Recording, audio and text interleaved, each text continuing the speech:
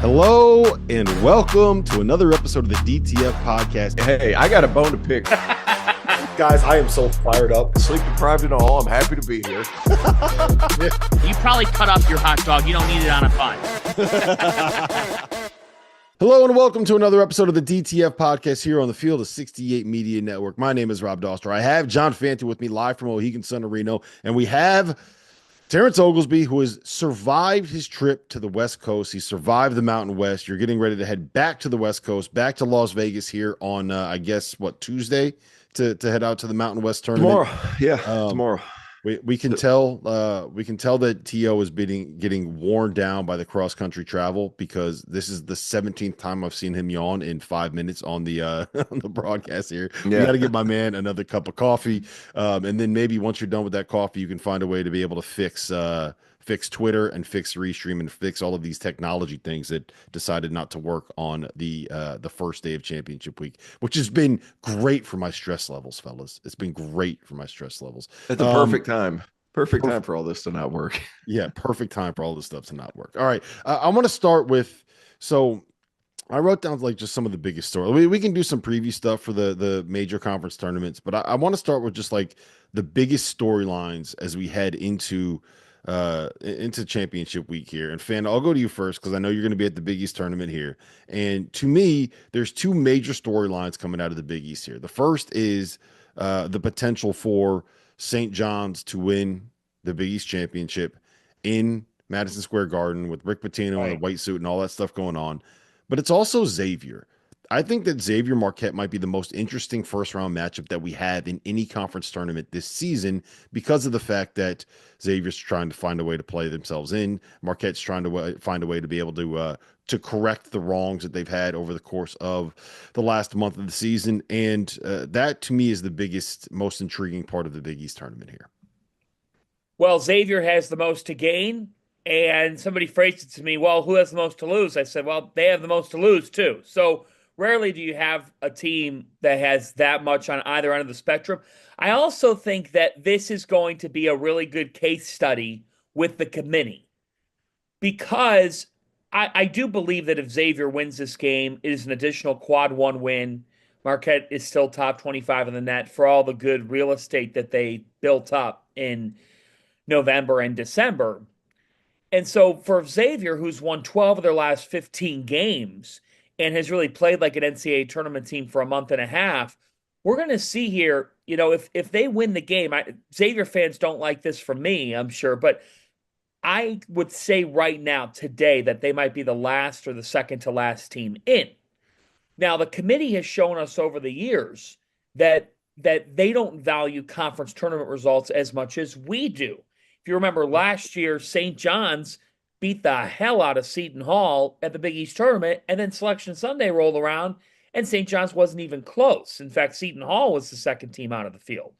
So it does make you wonder here what the committee's going to do off this game. That being said, this is a huge game, and this is a win-and-in game for Xavier. And not only that, Xavier can go on a run in this tournament. Like, as much as St. John's is the one seed, and they've played great basketball, when you're 27-4, and you have really barely lost, period. You found a way in all these close games, guys. All these close games. There are some great teams who are going to lose this week. I mean, they're going to have to. First off, in the SEC, they're going to have to. New Mexico could lose in the Mountain West tournament. The more desperate team in the 4 or 5 can win. Yep.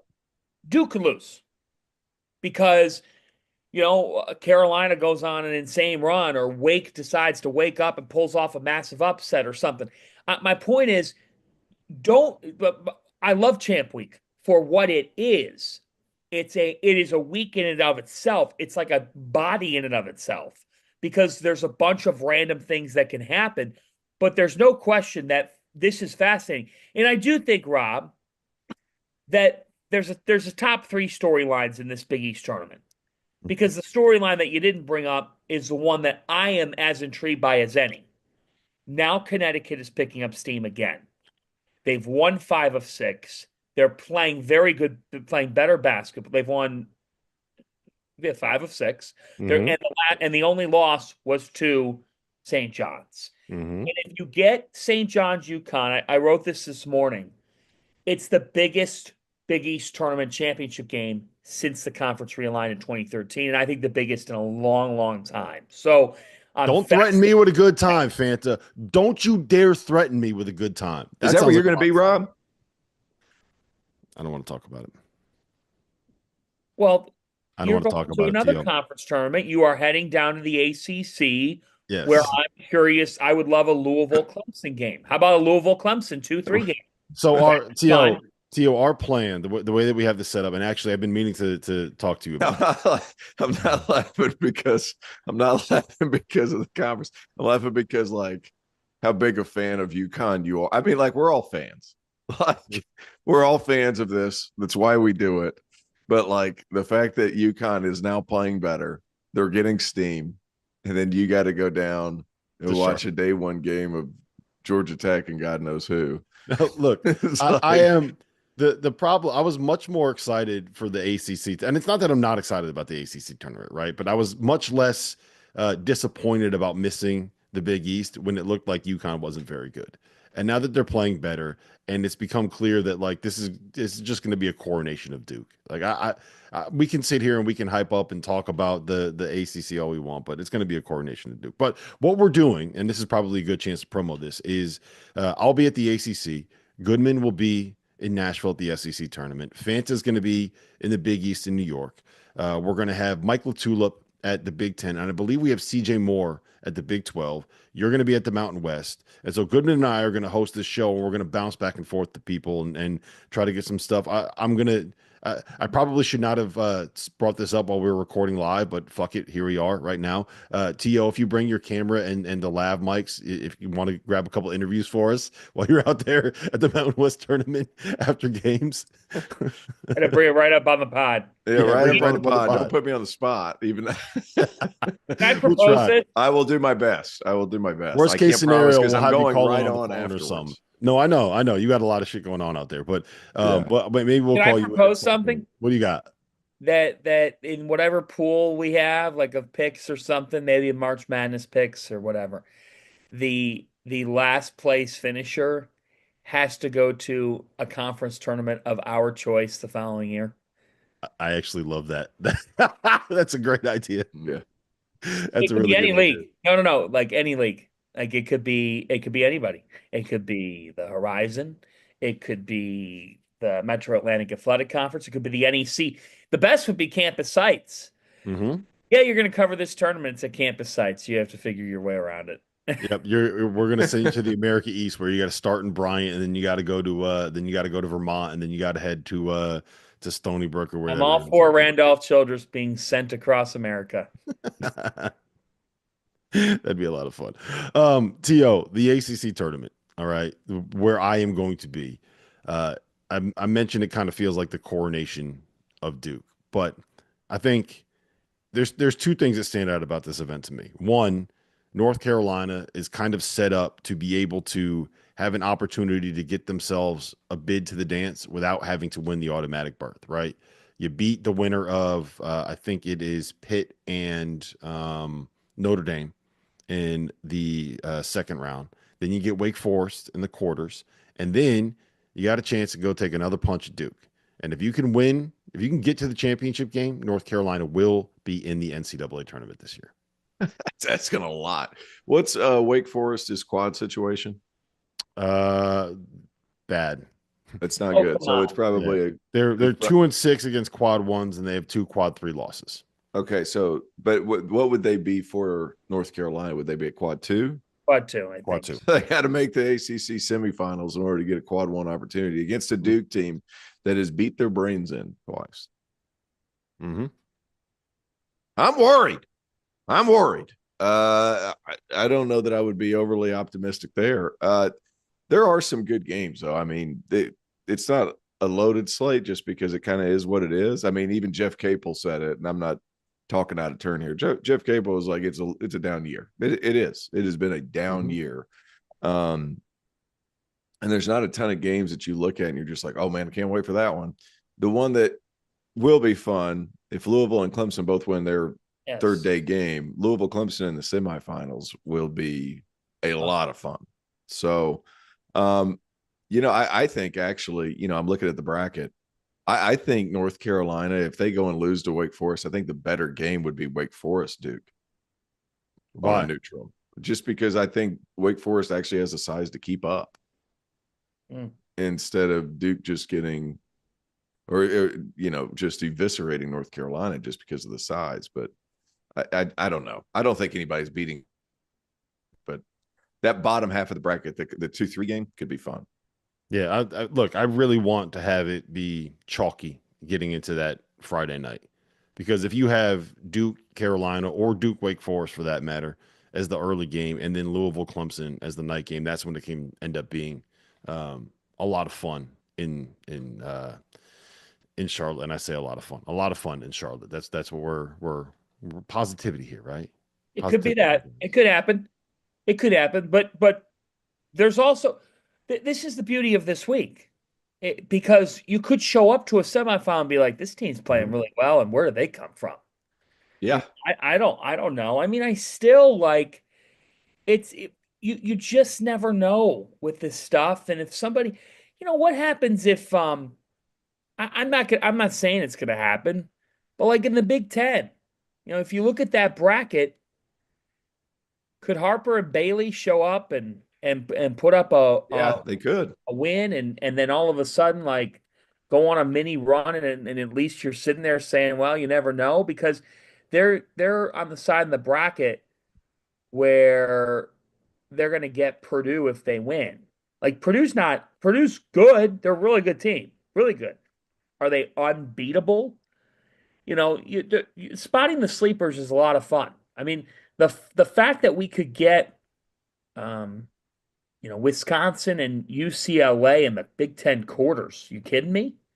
I mean that the semis of that tournament could be incredible with Michigan State and either UCLA or Wisconsin, and then the potential for Maryland, Michigan. I really like Maryland's draw in the Big Ten, like really like their bracket. I think Kevin Willard and his team, they've lost one game in the last like 4 weeks, and it was at the buzzer on a half court shot or beyond a half court shot. So that's this week. I mean, look at the SEC.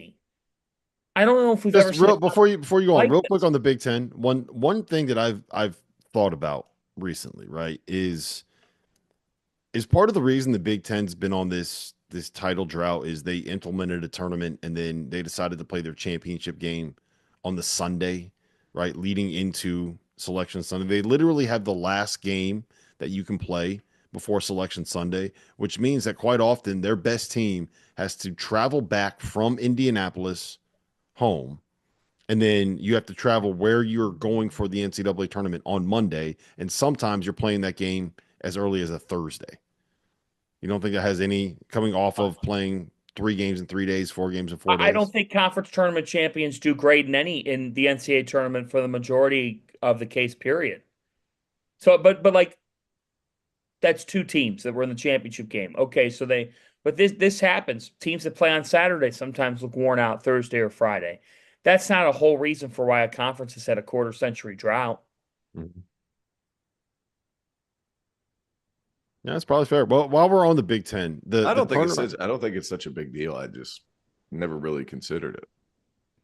Like the only reason that you would be tired is if your coach kills you like my coach did.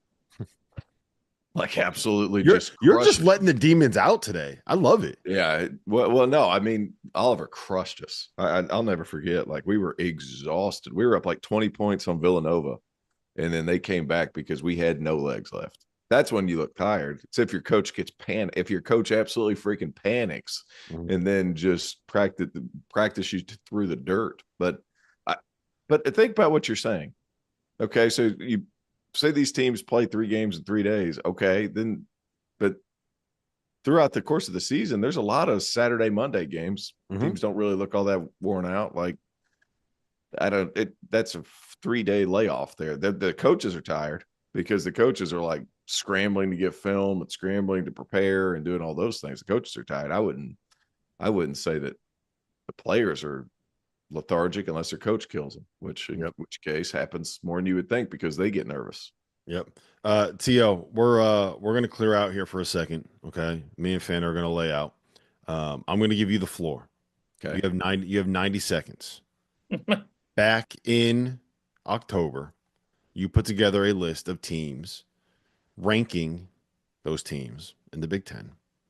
And when you rank those teams in the Big Ten, you had Michigan State as the best team in the Big Ten. And a lot of people, I think myself included, Phantom might have taken a couple of jabs at you. A lot of people had jokes. A lot of people questioned how much ball you know. A lot of people questioned your sanity. A lot of people question whether or not alcoholism is currently running through the Oglesby household. It's not. It's not. It's not. And lo and behold, Michigan State goes out and wins the Big Ten by 3 entire games. That's nuts.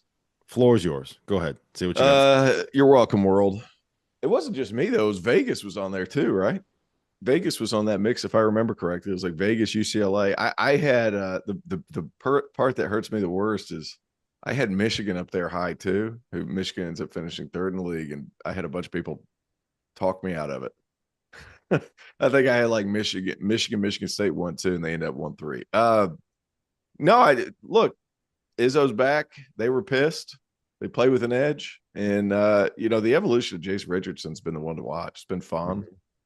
He kind of gives them a guy who can take the lid off, because they'll still go through droughts, but they finally have a guy that sees a hoop, and shot making is contagious. So it kind of changes the dynamic of their game. I actually picked Michigan State for some of the wrong reasons, like some of the ones that like Xavier Booker just didn't pan out like I thought he would. But like at the same time, like we know what Izzo is. So there's some coaches you don't bank on to have 2 bad years in a row, and Tom Izzo's in the mix. Yep. Where do they stand? I want both of you guys' take on this, because I watch them right now. T.O., I'll go to you first. I watch them right now, and I'm like, I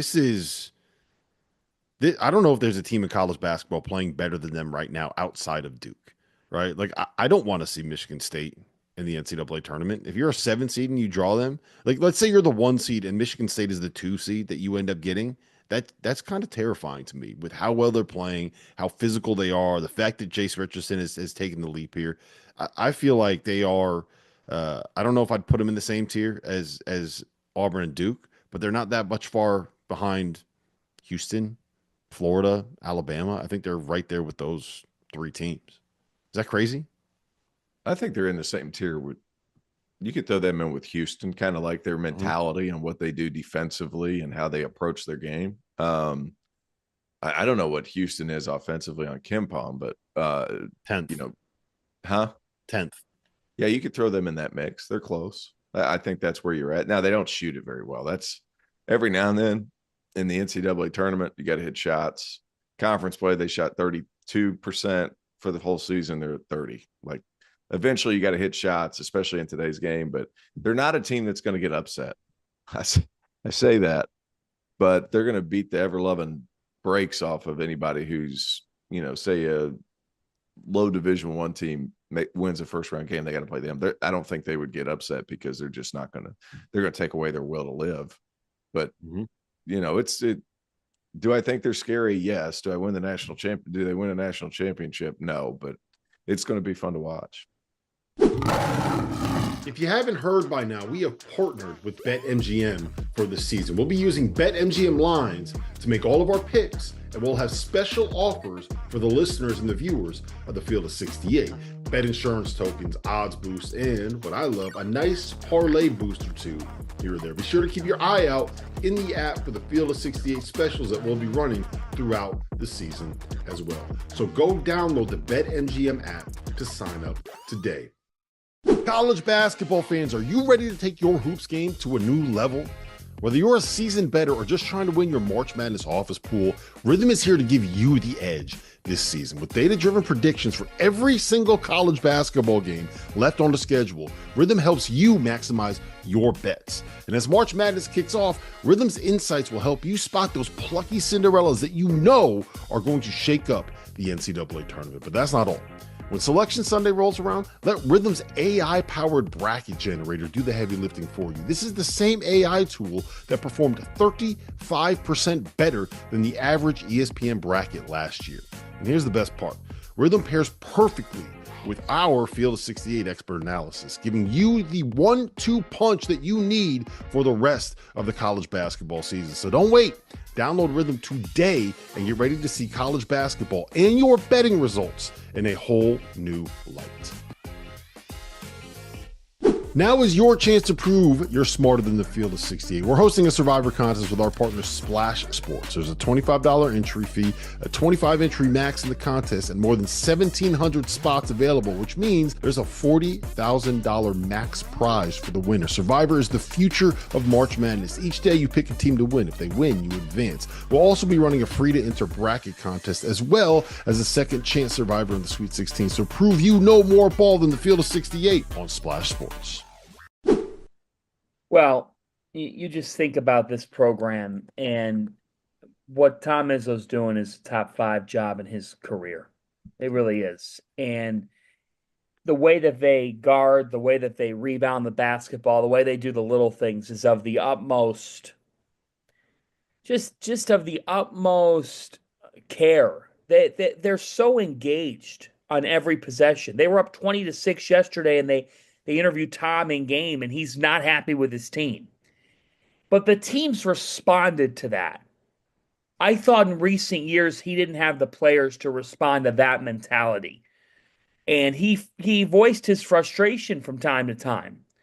But I think the biggest thing for them is that you walked into the year, and Terrence, I think it's one of your best calls ever that you said they'd be at the top, because you're wondering who's going to be the alpha. But it didn't mean that there weren't candidates. For them, the sum is greater than the parts. They've formed a team that truly is one. Like, yeah, not to be cliche or Disney here, but this is when coaches say we got a lot of depth this time of year, I sometimes roll my eyes because I'm like, yeah, but you're going to use the same 5 for the last 10 minutes of any of these big games. Yeah. Tom can play around. He's got the options to do it.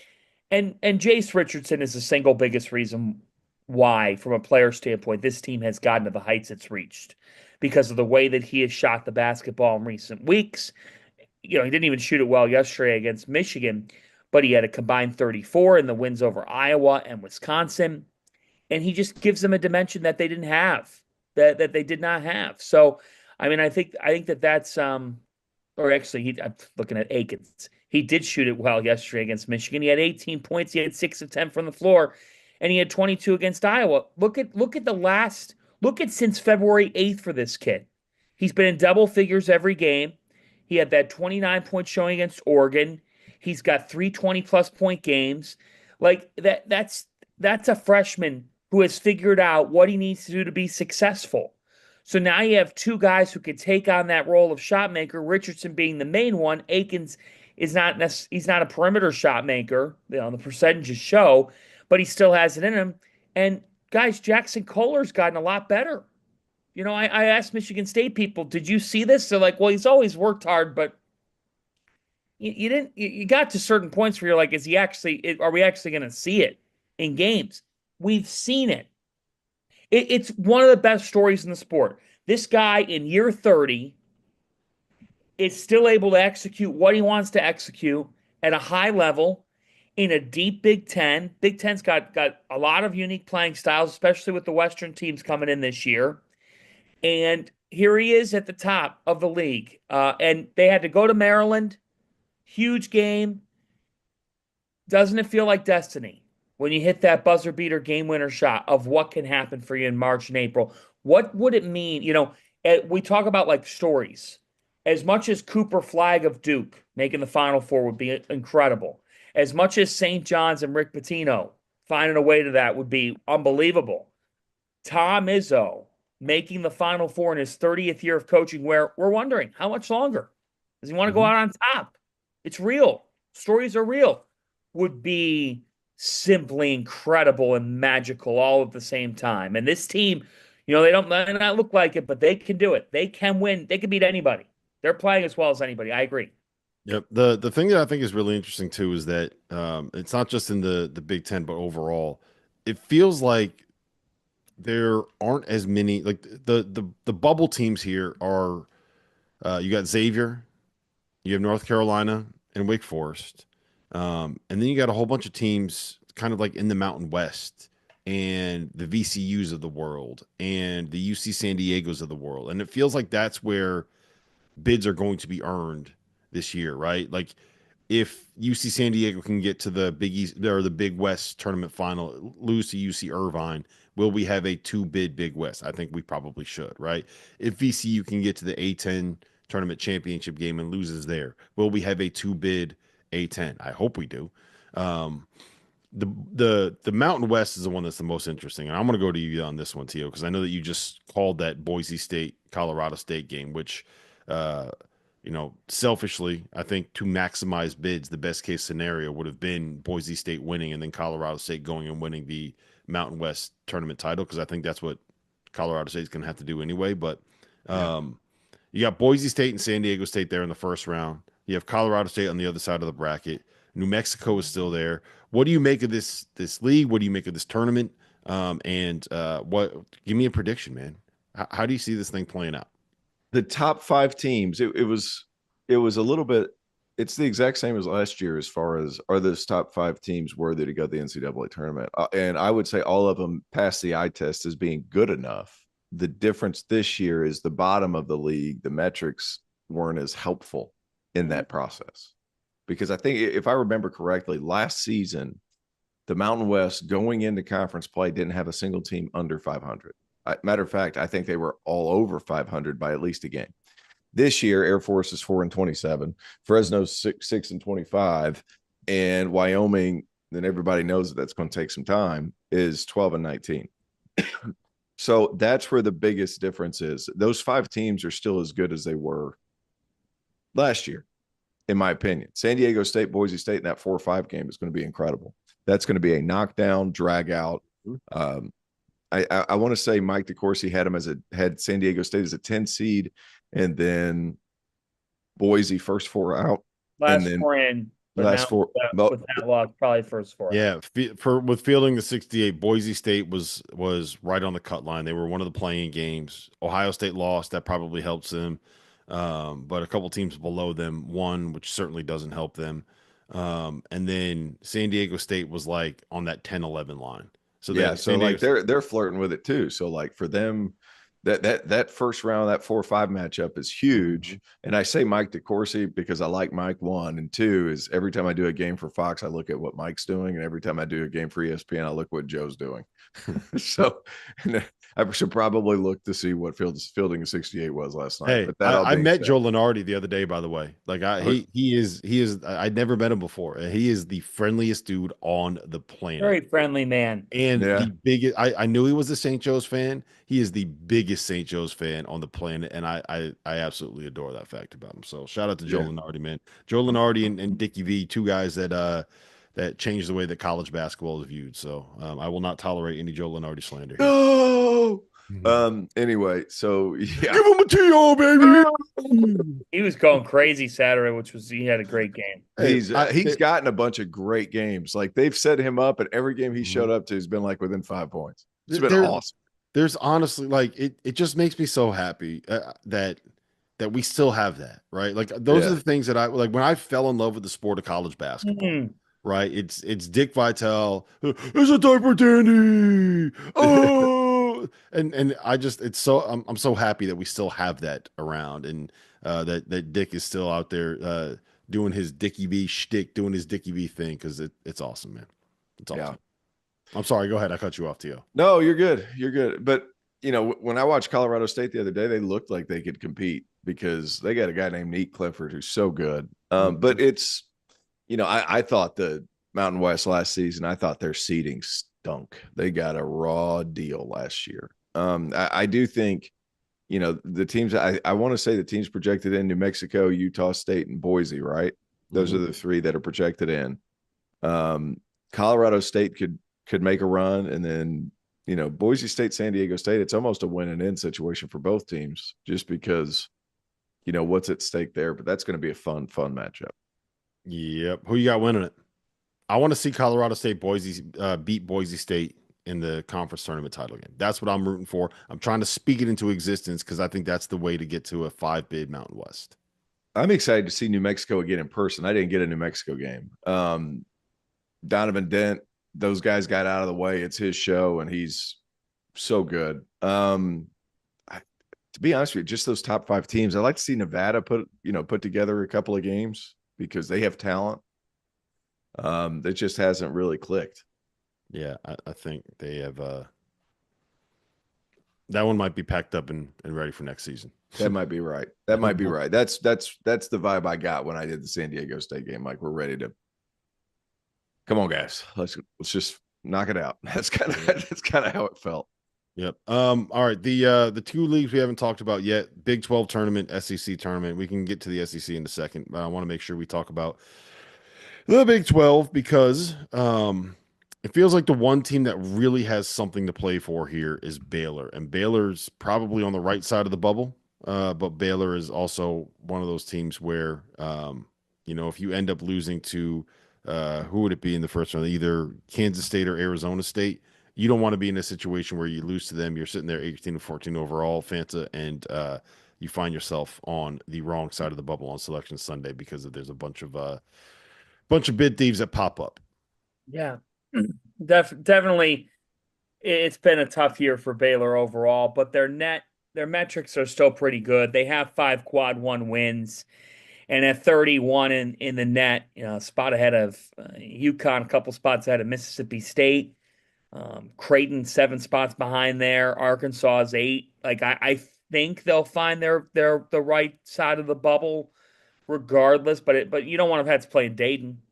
That's where the committee could say, all right, like, this is not a team that we have a lot of faith in, and so this is where we're going to put them. Could you imagine Scott Drew playing a game in Dayton if we had said that at the start of the year? No, I mean, this team has lost 4 of 6. They just, if you look at what they've done lately, they've had trouble scoring the ball effectively. I mean, they beat TCU, but that was just a grinded out type game. And another team that, their perimeter shot making is come and gone, and they're so reliant on VJ Edgecombe to generate for them, and it's a lot. And Rob Wright, the veteran players just they haven't done enough. They haven't, and so I think with this tournament, here's what intrigues me though. Right, what intrigues me is the potential for an Arizona-Kansas quarterfinal. Mm-hmm. Are you kidding me?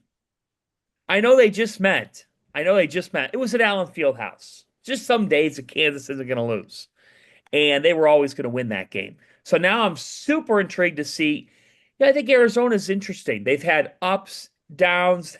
They've shown us what could be, but then they've had their struggles. They started the year 4-5, and past couple weeks, it's been a mixed bag. But, when Love saves a day against Iowa State, you're thinking to yourself, man, this team could still be something. Tobe Awaka is such a relentless offensive rebounder. I love watching him play the game. So now I want to see what the rematch looks like if it happens, which I do think it will happen, because Kansas gets Utah or UCF. I think they'll be fine. And, I think if you ask me for a pick in this tournament, I have a rule. I don't pick the 1 seed. I just don't think it's any fun during champ week, and there's better shots of other stuff happening, but I would pick the 2. I would take Texas Tech to win this tournament. I think that they're playing tremendous basketball. Last couple of weeks, they had a loss to Houston. There's no shame in that. They beat Houston on their home floor. So if we get a Texas Tech Houston final, please give me round 3. We could get 4 rounds of that game. We could get 4 rounds of Houston and Texas Tech, and then I want to see if BYU can keep rolling. I mean, I think BYU and Iowa State. Will the real Iowa State please stand up? That's my question here. My question is, so usually this ends up being like a Kansas and Iowa State home game when it comes to the Big 12 tournament when it's in Kansas City. I don't know how many Kansas fans are making that trip up this year with the way that they've played of late. Oh, and they'll still show. Yeah, they'll probably still show. But then Iowa State's first game is 11:30 Central Time on a Wednesday. And then if they win that, they'll play 11:30 Central Time on a Thursday. Like, are they showing up and showing out? Are we having the Cyclone faithful making the trip down there to Kansas City and packing it? So I'll be very curious to see what colors that crowd is wearing, because I would not be surprised if you had a very large BYU contingent show up there. Those BYU fans are passionate. Those BYU fans travel. Those BYU fans are all over the place and pop up out of nowhere. You don't necessarily expect them. And this is like they're playing the best basketball in the Big 12 right now outside of Houston. So we'll see. We'll see, man. Let's end it with the SEC tournament. There's so much to talk about here, T.O. It's the quarterfinals could all end up being top 25 matchups, which is insane when you think about it. It's been that way all year, right? Just the general depth of the league. I'm pulling up the bracket right now. No. I mean, just insane. It's silly. Just insane. It's silly. The team with the most to gain. I mean, who are we looking at? Mississippi State? Are we looking at Arkansas, Georgia? Even like the teams that aren't going to squeak in are really tough. Like that's the crazy thing about this league. Like we're going to have what 13 teams in, 12 teams in. It'll probably end up being 13. I think Oklahoma and Georgia have done enough to be able to get into the tournament. So I think we're going to have 13 teams dancing from the SEC. So the teams that won't be in: LSU, South Carolina, Texas. It's crazy. Crazy. John Martin's paying $800 a game to go down there. Or a session, excuse me, on semifinal. What was it? Semifinal Friday. Is he going by himself? I think he's bringing somebody. Okay. So yeah, $800. I mean, and here's the deal. I'm not sure it's not worth it. Also, not sure why he's not using a radio credential to get down there. Yeah, it'd be very easy to do that. What do you? Yeah, why isn't he doing that? I don't know. Did you see his goatee last night? Billy Goats. It's unbelievable. It looks like a billy goat. Yeah, billy goats are not the most intelligent creatures on planet Earth. That is a Tennessee low chop is what I'm going to start calling that. What did you say yesterday? You said you look like every cousin I went to middle school with in Tennessee. that one got me, man. All right, what's the one matchup that you want to see? Like if you're looking at those quarterfinals, is it Arkansas Auburn there? Do you want to see Tennessee and Texas A&M do battle again? So like whatever with Arkansas, I don't really care. Is it Alabama Kentucky? I kind of want to see another dose of Alabama Kentucky. That's kind of if I had to pick one, that would probably. I actually think Alabama Kentucky. I'd like to see Mississippi Mizzou. That'd be a fun one. Just beat each other up and then have to go play Florida. Good luck with that. God, it's unbelievable bracket this year. Unbelievable bracket. We had a discussion last night. Like, do you want to win your conference tournament? Always. Yes. Always. I like the chances of you winning a national championship, even if you're great, could still like just flounder at the side of a St. Peter's. Of course, you want to win your conference championship. This stuff, like it just doesn't compute with me. I grew up. I don't get that either. Basketball. Like, who are we talking about? These aren't NBA guys. They want to win every game. Yeah, I grew up on Big East basketball, where winning the Big East tournament matters as much as like getting to the second weekend. Like, I think that most of those Big East fan bases would probably trade winning the Big East tournament in Madison Square Garden over getting to the second weekend of the NCAA. Oh yeah, tournament. Come on, they get to brag about it for the next 7 months or 12 months or forever. But why don't the other ones, like you have Big East, and to John's point, and I'll get out of your way, John. Big East is so proud of that tournament, and the guys look forward to it so much. And then you got freaking Roy Williams, who says something 20 years ago, just a cocktail party for the boosters. It's the dumbest shit he could have ever said. Like it's unbelievable. It devalues how much fun it is for all these schools to get together. Yeah, it comes down to the conference's coaches coming together and valuing it to the degree that they should. Exactly. But it's a desperation race. It is. Now, if you don't want to be desperate and you're just concerned with the NCAA tournament, that's on you. Yeah. That's not on what we think of anything. That's your fault. That's a you problem. If you tell your team, and I think there's coaches who are like, I think there absolutely are teams who are like this week. Like, oh, we got an at-large bid, man. We got a 5 seed. Like, we'll see what happens. But if we lose, that's fine. Well, yeah, it is fine in all reality, but don't you got pride? It's like Auburn and Alabama this past Saturday. They have pride. Did you watch that game? That was outstanding. I think it's the best played game of the year. It was phenomenal. The SEC tournament winner always has that. We won the league tournament in the best year of the league. If the ACC tournament winner isn't Duke, or if it is Duke, it's Cooper Flagg writing his name. He's got a trophy. He's got a shirt. He's got all the things that come with it. If it's not him, we won it the year that Cooper Flagg was in the ACC. What if it's Colorado State in the Mountain West? And no matter what it is, Clifford. You bring out the ladders, you cut down the nets, you get the hat, you get that little piece of the net, you tie it on your hat. That shit matters to every single person associated with the program. I don't the anti-conference tournament stuff is just insane to me. I will never understand it. It's stupid, just like the columns that have been coming out recently from random people who parachute in this time of year and have been saying that college basketball doesn't move the needle during the regular season. That is just dumb and idiotic. It is so stupid for people to be writing that.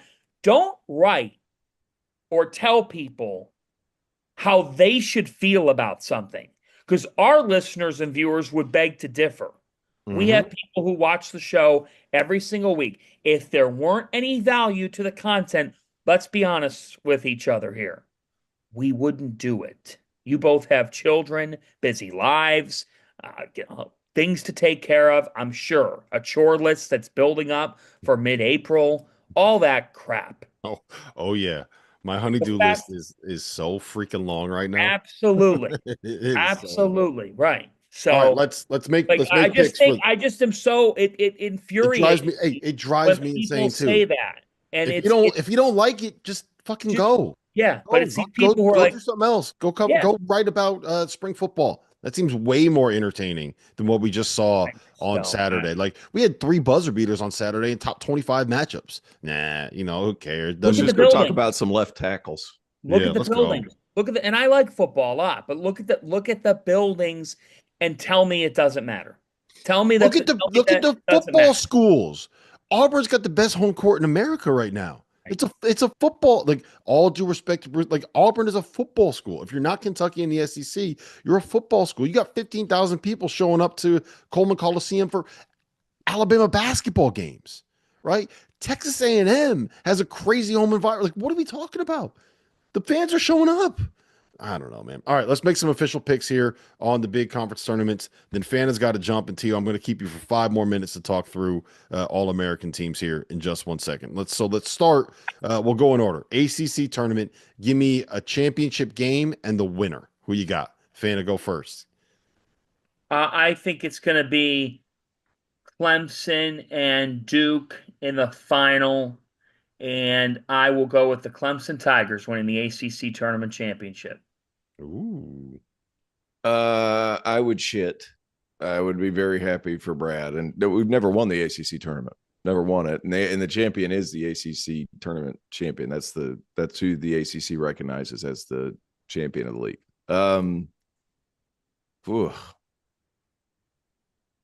Louisville's just so streaky. It'll be like Clemson fans will show up, but Louisville fans will turn that building red, except for one section. Just for the sake of argument, I'll go Duke, Louisville, and I think Duke wins. I'm going to go Duke, Louisville as well. And I'm just going to take Louisville. I took them the other night because I was on a preview podcast with 3 people that said it was going to end up being Duke. So I said, I'm going to be different. I'm going to go with the Louisville Cardinals. And I will stick with my pick of the Louisville Cardinals. All right. Big East Tournament Championship. I'll go first on this one, guys. I'll go first in this one. The UConn Huskies are back. The UConn Huskies are going into the Garden, and they're cutting down some nets. It's what's going to happen. They're beating St. John's in the championship game. It's happening, T.O. Speak it into existence. St. John's, UConn, St. John's wins it. Vanna? So my rule is that you've picked UConn, you've picked St. John's, so it's no fun for me to just match that. Like, I just don't, I think that's probably it. Oh man. I am going to go with You can make the pick you want to make. no. Pick with your heart, not with your head, Fana. You know what it is. You know what the truth is. You know I who's winning believe this. I think it's going to be one of those two. But if I couldn't do that, I'm going to go with St. John's. No, I'm going to go with Xavier and UConn, and Xavier wins it. Okay. I like it. I'm not going to hate it. Xavier keep Ryan Conwell. Ryan Conwell has a Kemba-like week. Sean Miller delivers Xavier its first ever Big East tournament crown. I wouldn't hate it. All right, let's get through these last three, last four. I want to do Mountain West too. Last four really Just quick. a rule that I have. I don't pick the same team as you. No, it's fine. It's good to go. We'll let you go first on this one. Big 12 tournament. Who you got? Texas Tech. Red Raiders, long, versatile, tough. Yep. T.O.? Houston. They've won the most recent matchup against Texas Tech. I'd go there. Yeah, I have Houston beating a surprise Baylor team who makes it to the championship. That's what I'm going with. A little bit of an upset there. Big 10 tournament. T.O., you go first. Oh, this one's interesting. Wisconsin, Maryland, Wisconsin wins. Ooh, getting tricky. Go ahead, Fanta. Maryland. I like the Terrapins. I've liked them all year. I'm not going to steer off them now. I do like you picked Wisconsin, Terrence. Yeah. I do like that pick, man. Like I really do think that they're going to put a run together. I love their side of the bracket, but I'll go with I love the Terps draw because I think if they meet Michigan in the semifinal, I just think that they match up well. They could turn them over a little bit. And Maryland's one of the teams that can match up with just about anybody because they got Queen and Reese. Yep. Mm-hmm. ILL. Oh my gosh, that could happen. ILL. It could happen. And all right, we did Big 10 SEC. Who you got? SEC? Okay. Gators. I like it. I actually like that pick. Yeah. Florida. I like Florida this week. You know what? No. Big Blue. I'm going Big Blue. The reason I'm going Big Blue is they've figured out their defense. No way. They've since the Ole Miss game, they are the 16th best defense in college basketball. They figured it out. Lamont Butler's going to put on a show. He's going to come out of nowhere. He's going to get that shot that makes his shoulder feel good for 4 days, and he's going to look like the Lamont Butler of old. UK beats. I'm going Tennessee in the championship. Do you think that Kentucky fans will fight in Nashville? Yes. Yes. That would put Auburn losing 3 out of their last 4 heading into the NCAA tournament. I'm picking Auburn because they're in a little bit of a get right mode. I think they beat Alabama in the final. Mm-hmm. All right, last one. Mountain West. Who you got? Go Fanta, then you can go. They're on a red hot run, desperate. Nico Medved and Colorado State win. Mm-hmm. Go ahead, Rob.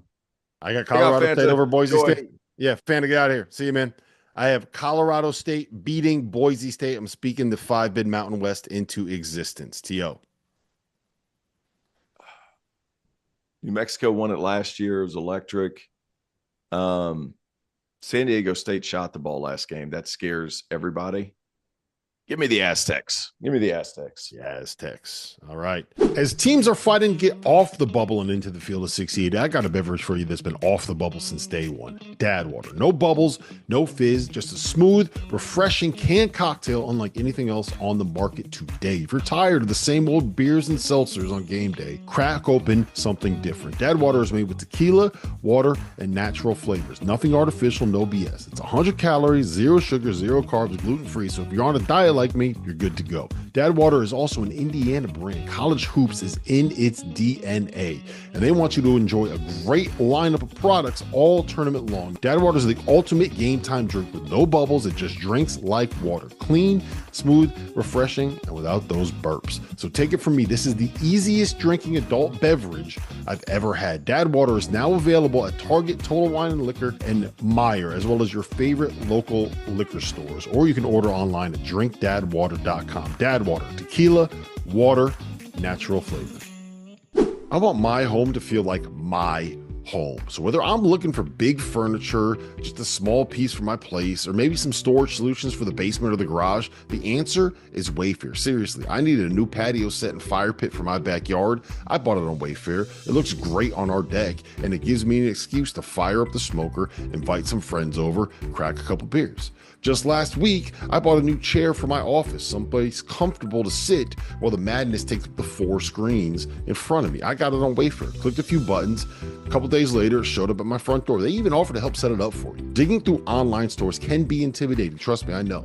It can be hard to find what you're looking for in your price range, but not on Wayfair. They have great options, even if you are balling on a budget like me. Wayfair has every style for every home, including mine and yours. So head to wayfair.com and shop everything home. That's WAYFAIR.com. Wayfair, every style, every home. All right, that's the our picks for the conference tournaments.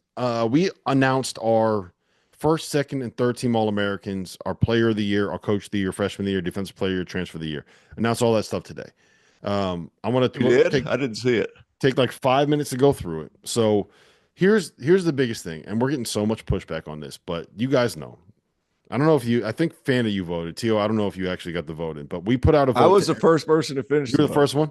Yeah. So there's no names that when it came through on the poll, there were no names. So we did a vote for, when you register. So I did it on a Google form, and there's no names that who sent in the form doesn't show up when I see it. Oh, all I see is okay. That makes sense. I thought you meant like I sent in a blank form. No. I was don't like know. the first one to send it in. I don't know who makes picks on anything. So we ended up with co-players of the year because they were the exact same number of votes for Janai Broom and for Cooper Flagg in the poll that we did of everybody on the field of 68 after dark. Okay. And we are getting like I've had like people being like, "You're such a bitch. This is such a cop out. What is wrong? You can't give co-players of the year." I personally voted for Cooper slightly over Janai.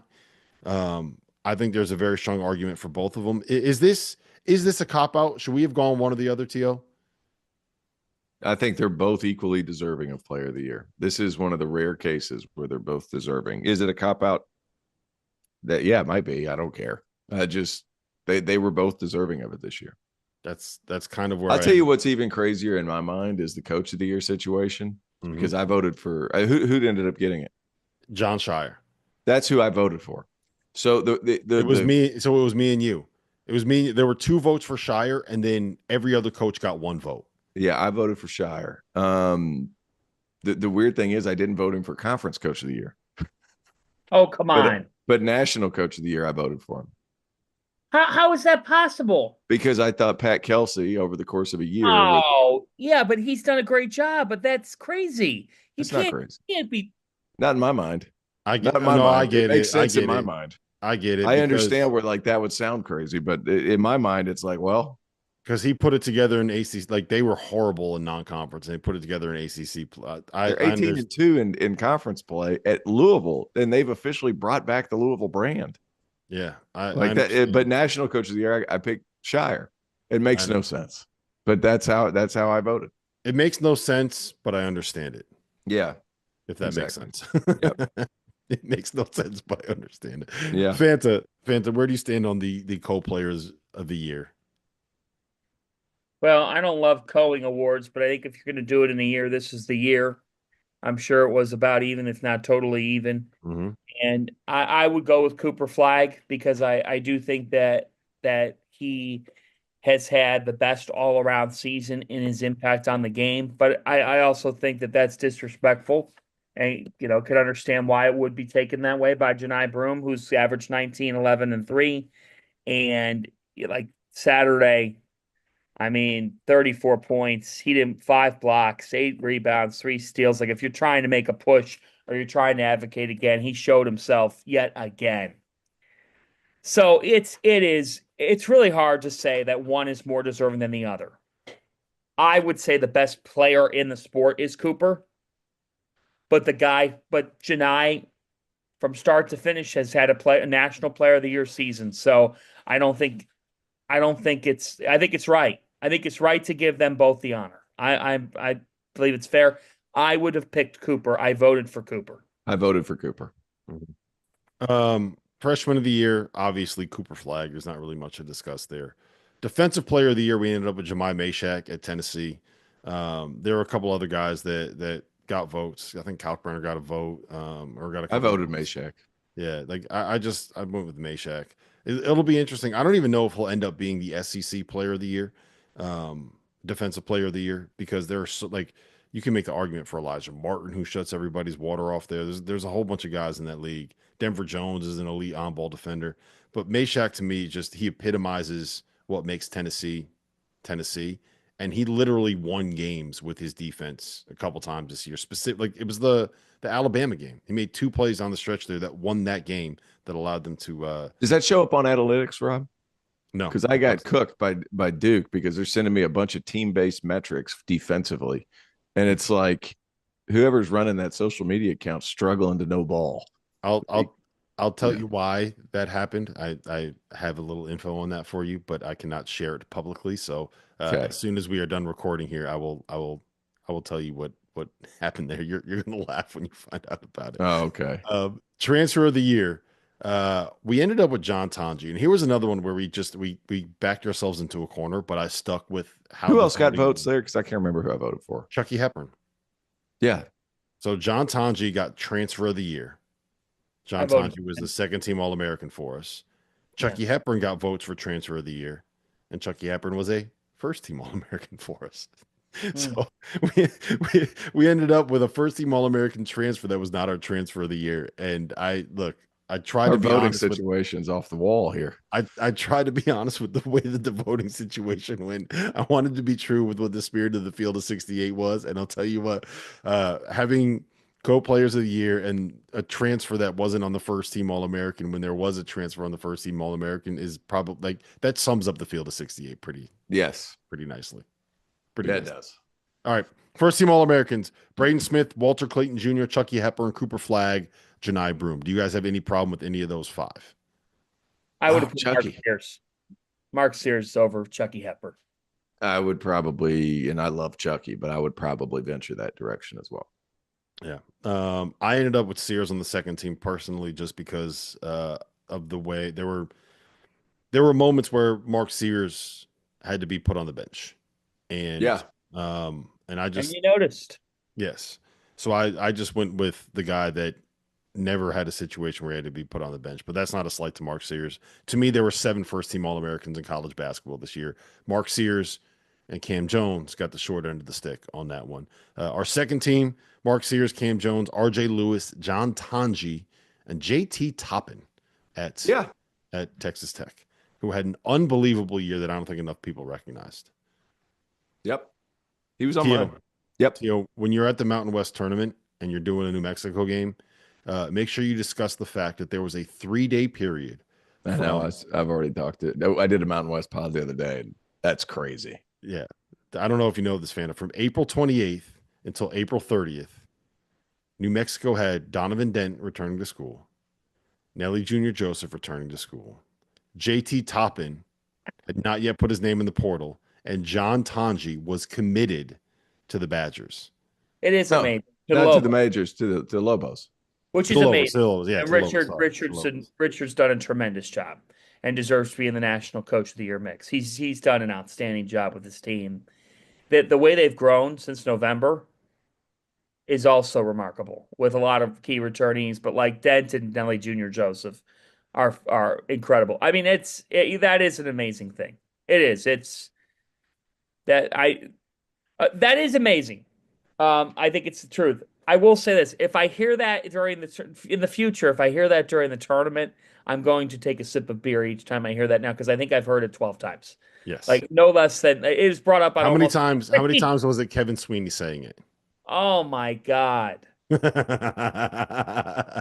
Oh man! Oh, Sweeney. The firm of Patino, Medved, and Valentine.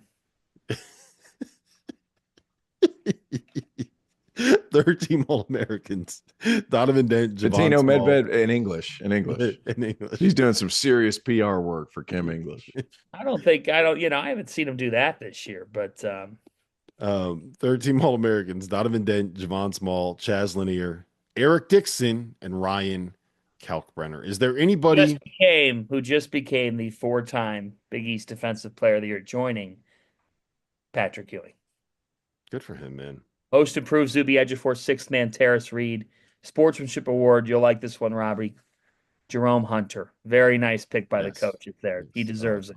Yep, he deserves recognition. Anybody that we missed? Anyone that is not one of our three on our three All-American teams that you believe is an egregious snub? Did you put PJ Haggerty?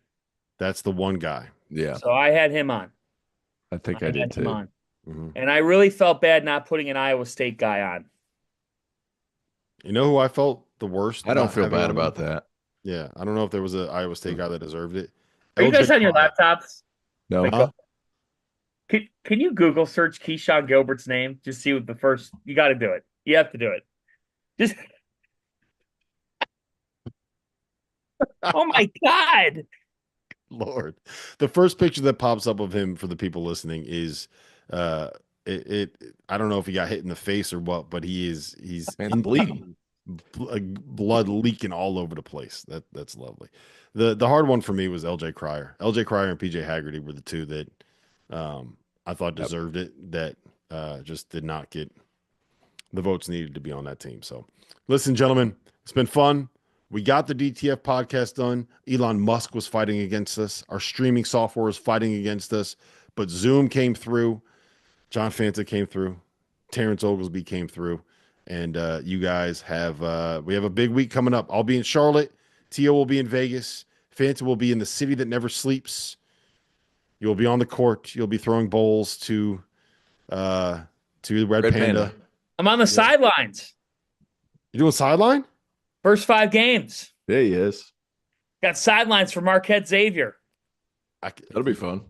The post game. Wow. Yes. Okay. That post game interview, if either coach, but please, Sean Miller, do not be too hard on me on national television. I can't. I actually can. I might text him right now and say if you beat Marquette, you have to ask Fanta how the Browns are doing. No, on national televition. You have to ask camp week. Not during champ week, please. Please. And then it's fitting that they put that. Don't put a Browns fan on Champs Week. When was the last time the Browns were the champs? And all you got to hit him back with, how about those Cavaliers? Sean? No, I'll hit him back when was the last time the Steelers won a postseason game? It's been over a decade. Hey, talk is Aaron Rodgers is going to be a Stiller. Oh my God, it's going to be a Stiller. He would fit with some of their beliefs.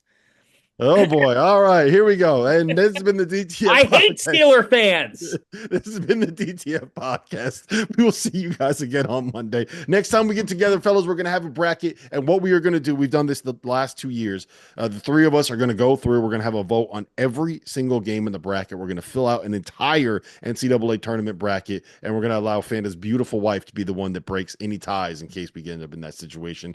Yes. For John Fanta, for Terrence Oglesby, I'm Rob Dosser. We will see you guys on next Monday.